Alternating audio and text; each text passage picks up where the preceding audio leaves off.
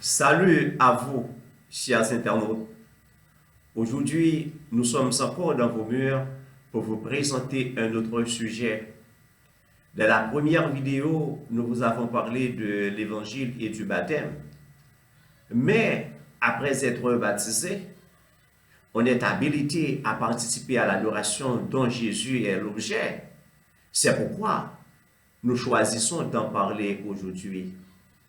Le mot adoration est polysémique. Autrement dit, il a plusieurs sens. Il est exprimé par deux mots grecs dont chacun a un sens particulier. Le premier mot utilisé en parlant de l'adoration, c'est proskonéa, signifiant prosternation devant quelqu'un dans une attitude d'extrême respect.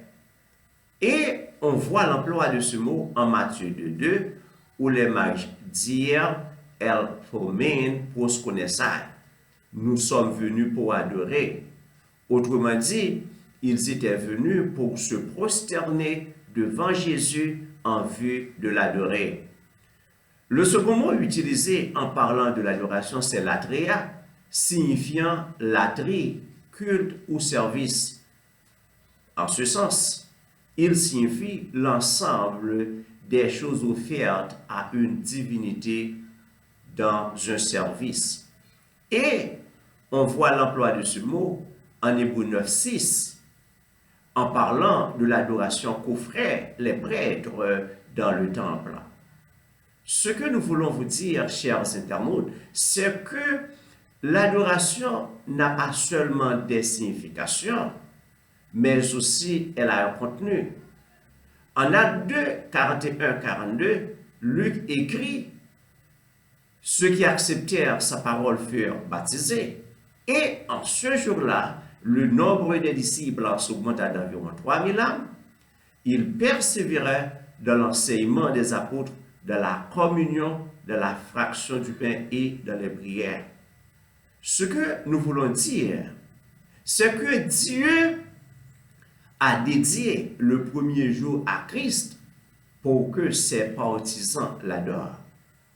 C'est pourquoi, en Apocalypse 1:10, Jean dit: je fus en esprit dans le jour dominical. Lui second dit dans le jour du Seigneur. Mais cela peut provoquer de vives discussions. Le Saint-Esprit a tout simplement dit dans le jour dominical. Vraiment, c'est en ce jour que les premiers chrétiens savaient être réunis pour adorer. En Actes 26:7, Luc dit: le premier jour de la semaine, nous étions réunis pour rompre le pain. Et si l'on lit ce même passage, on verra que les chrétiens écoutaient un enseignement de la bouche de Paul. C'est en ce jour qu'ils participaient à la collecte. La collecte. 1 Corinthiens 16:1-2, Paul dit aux chrétiens corinthiens: pour ce qui concerne la collecte en faveur des saints, agissez vous aussi comme je l'ai ordonné aux églises de la Galatie, que chacun de vous, le premier jour de la semaine, mette à part une somme d'argent afin de pouvoir participer à la collecte. Lorsqu'ils étaient réunis, ils savaient chanter, d'après 1 Corinthiens 14:26. Ils avaient l'habitude de prier aussi, d'après 1 Corinthiens 14:16. En conclusion, nous pouvons dire que l'adoration a eu lieu le premier jour de la semaine et le rite était constitué de 5 choses qui sont chant, prière, enseignement des apôtres, repas mémorial du Christ et collecte. Ce que nous devons signaler, c'est que Dieu a formellement interdit l'adoration aux personnes non baptisées. On peut lire cela en Éphésiens 2:10, où Paul dit aux chrétiens d'Éphèse: vous avez été régénérés en Christ pour de bonnes œuvres.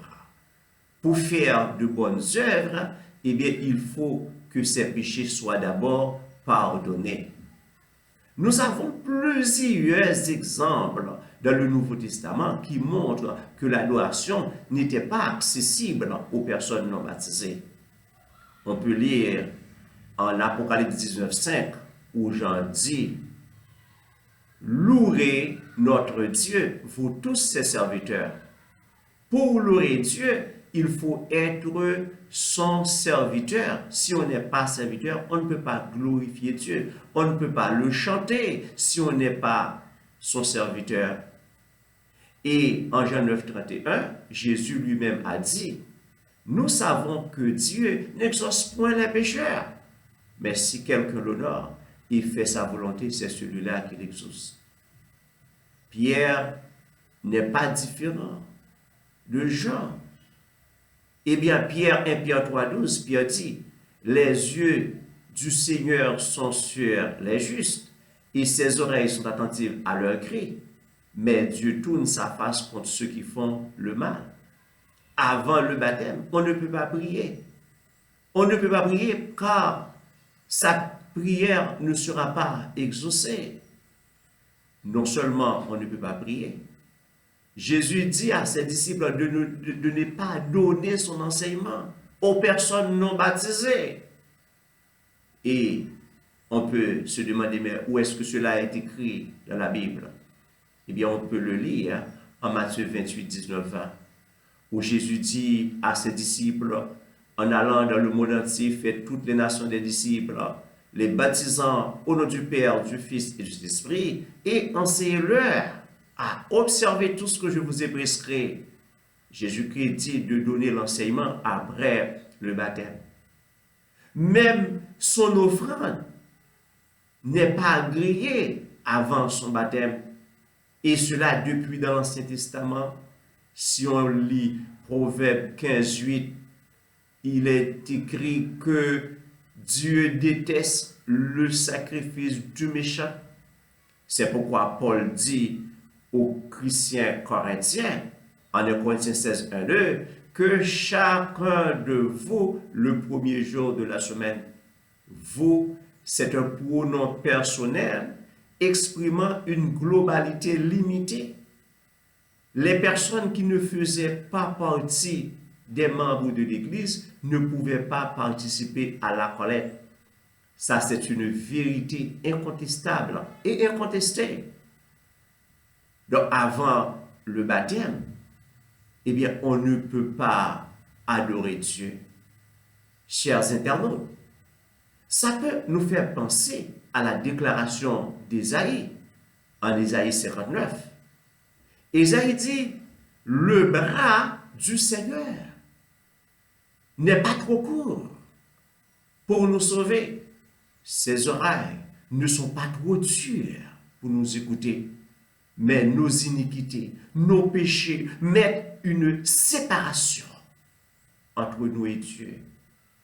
Avant le baptême, nous n'avons pas de relation avec Dieu. C'est pourquoi nous vous invitons à recevoir l'Évangile, à accepter l'Évangile, afin que vous ayez une relation avec Dieu. On est un étranger pour Dieu avant son baptême, car on va le connaître à travers Jésus-Christ, à travers le sang de Jésus-Christ que nous rencontrons dans l'eau lorsque nous sommes baptisés, chers internautes. Si vous regardez bien, en Jean 4, 24, il est écrit que Dieu est esprit. Il faut que ceux qui l'adorent, l'adorent en esprit et en vérité. Mais on peut se poser une question. Comment adorer Dieu en vérité? On adore Dieu en vérité en suivant l'enseignement de Christ. Chers internautes, l'enseignement de Christ, c'est cet enseignement qui nous dit quand, comment et pourquoi nous devons adorer. Si vous souhaitez être bénéficiaire du privilège de l'adoration, faites-vous baptiser aujourd'hui. Faites-vous baptiser aujourd'hui. Ou bien, écrivez-nous. Nous pouvons vous prodiguer de bons conseils, pouvant vous aider à rencontrer avec Christ. Chers internautes, dans l'espoir de vous retrouver dans une prochaine vidéo. Nous vous demandons de partager cela avec vos amis dans l'espoir de les aider à comprendre le sens du mot adoration, le rite de l'adoration et l'heure à laquelle l'adoration savait être offerte. Merci. Merci.